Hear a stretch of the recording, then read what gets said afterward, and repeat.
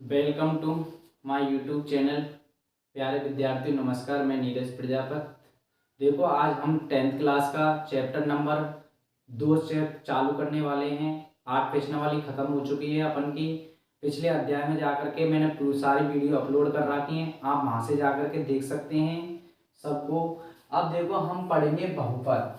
बहुपद हम कक्षा 9 में पढ़ करके आए 2 प्रश्नावली में कि बहुपद क्या होते हैं क्या नहीं होते हैं। वहां पे हमने पढ़ा था जो बहुपद होते हैं, बहुपदों को क्या कहते हैं? पॉलिनोमियल।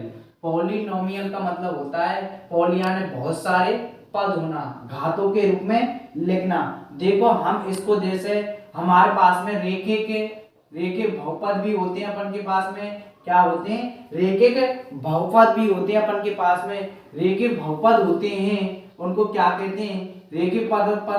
रेखिक बहुपद क्या होते हैं? एक ही घात वाले, जिनमें क्या होती है? एक ही घात होती है। अधिकतम घात कितनी होगी इसमें? एक होगी। क्या होगी? एक घात होगी बस ओनली। जैसे 2x प्लस के 3 है ना भाई, ये इनमें क्या है? एक घात है इस प्रकार से। उसके बाद में आता है द्विघात बहुपद। द्विघात बहुपद का मतलब होता है, देखो अधिकतम कितनी घात होना? 2 घात होना। अधिकतम कितनी घात होना? अधिकतम घात 2 होना। अधिकतम 2 घात होना है। जैसे 2x² प्लस के 5 अपन के पास में 2y² प्लस के 6। इस प्रकार से अपन की पावर कितनी है? अधिकतम 2 है। इसी प्रकार से हम कह सकते हैं कि ये क्या है? द्विघात बहुपद है। उसके बाद में आता अपन के पास में त्रिघात बहुपद। त्रिघात बहुपद क्या होता है? त्रिघात बहुपद अपन के पास में जिसमें अधिकतम कितनी घात होती है? इसमें अधिकतम 3 घात हो। अधिकतम कितनी घात हो? 3 होनी चाहिए। अपन के पास में 3 होनी चाहिए अधिकतम घात। जैसे अपन के पास में, जैसे एग्जांपल के लिए, जैसे अपन के पास में जैसे 3x³ प्लस के 10, ये अपन के पास में क्या है? इसका 3 घात है, क्योंकि अधिकतम कितनी घात है? 3 घात है। देखो हमेशा जो हम इनको जो घात देके इनको व्यापक रूप में लिखते हैं, और व्यापक रूप अपन के पास में क्या होता है? ax² प्लस के bx प्लस के c बराबर होता है 0। क्या होता है? ax² प्लस के bx प्लस के c बराबर 0। अगर हम इसका ग्राफ देखें, अगर हम इसका क्या देखें? अगर हम इसका ग्राफ खींचें, अपन इसका क्या खींचें? ग्राफ, तो हमें कैसा होता है? ये खुला आकार जैसा होता है। या तो इस प्रकार से, इस प्रकार से आएगा, या तो अपन के पास में, या फिर किस प्रकार से आएगा? इस प्रकार से इसका क्या आता है? ग्राफ आता है। क्या आता है? इसका ग्राफ आता है अपन के पास में। इसका क्या आता है? ग्राफ, जो एक क्या होता है? परवलय आकार का होता है। कैसा होता है? ये अपन के पास में परवलय आकार का होता है। इस प्रकार से हम क्या कहते हैं? फिर हम इनमें क्या पढ़े था 9वीं कक्षा में? हमने 9th कक्षा में इसके बारे में देखा था कि हमें अधिकतम पावर कितनी होती है, डिग्री क्या होते हैं। इसी प्रकार से हम यहाँ पे बस ओनली से बहुत अच्छी प्रश्नावली है, इसी अध्याय में हम इन चीजों को जानकारी लेंगे।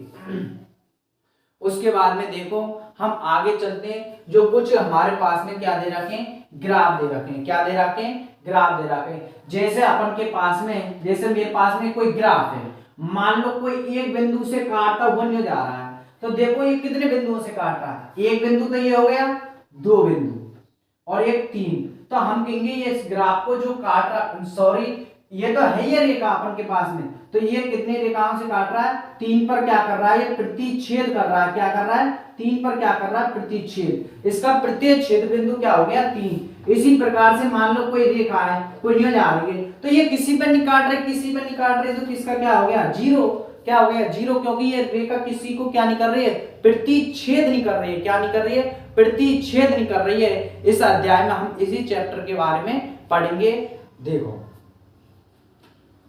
देखो इसी अध्याय में आप देखो हम 2.1 प्रश्नावली दे रखी है, जिसमें कुछ ग्राफ दे रखे हैं। हम इनके बारे में देखेंगे कि स्थिति क्या बता रही है। देखो हमें कुछ नहीं बताना कि एक्स अक्ष पर कितने तरीके से काट रहा, वो लिखना है बस, और कुछ नहीं लिखना है। आप इसमें देखो, इसमें देखो x को क्या काट रही है, नहीं काट रही, x अक्ष को कहीं पे नहीं काट रही। तो हम इसका हल कैसे लिखेंगे, हल x बराबर 0 पर रेखा रेखा प्रतिच्छेद नहीं कर रही है, क्या नहीं कर रही है, प्रतिच्छेद नहीं कर रही है। आप इसमें देखो घात कितने पे काट रही है, कितने पर काट रही है, ये आपके पास में देखो x बराबर 1 पर काट रही है, देखो इसको देखो 1 पर काट रही है, कितने पर काट रही है, 1 पर काट रही है, कहां पर काट रही है, एक बार काट रही है, देखो ये काट रही है, ओनली सिर्फ एक बार काट रही है। तो देखो हल x बराबर 1 पर एक बार, कितनी बार, एक बार प्रतिच्छेद कर रही है, प्रतिच्छेद कर रही है। x बराबर 1 पर क्या कर रही है, अक्ष है ये, अक्ष क्या है ये, x अक्ष पर कितनी बार कर रही है अपन की, एक बार। आगे देखो तीसरे में अपन को कितनी बार काट रही है रेखा, देखो कितनी बार काट रही है अपन की, कितनी बार काट रही है, 1 2 3, कितनी बार काट रही है, 3 बार काट रही है। तो हल लिखेंगे किस प्रकार लिखेंगे, x बराबर 3 बार रेखा क्या कर रही है, प्रतिच्छेद कर रही है, कितनी का क्या कर रही है, प्रतिच्छेद कर रही है, क्या कर रही है, प्रतिच्छेद। अब इसमें देखो चौथे में आपको कितनी बार कर रही है ये रेखा प्रतिच्छेद, आप इसको देखो 1 और 1 2 बार, कितनी बार कर रही है, 2 बार। देखो न्यू आई फिर न्यू गई, तो आपको कितनी बार कर रही है, x बराबर 2 पर 2 बार, कितनी बार, 2 बार प्रतिच्छेद कर रही है, क्या कर रही है, रेखा कर रही है। रेखा कितनी बार काट रही है, इसको 2 बार काट रही है, कितनी बार काट रही है, इसको 2 बार काट रही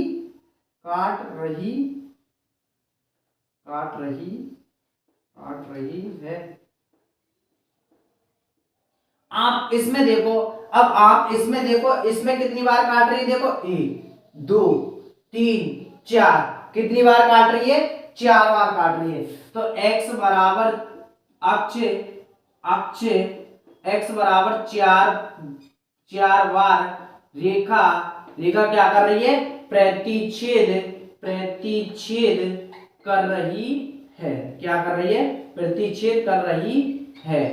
आप बताओ इसमें कितनी बार काट रही है, आप बताओ इसमें कितनी बार काट रही है। ये आपके पास में क्या है, HW, क्या है ये आपके पास में HW है। आप बताएंगे इसका आंसर कि ये रेखा कितनी बार आपको इसका अक्ष को काट रही है।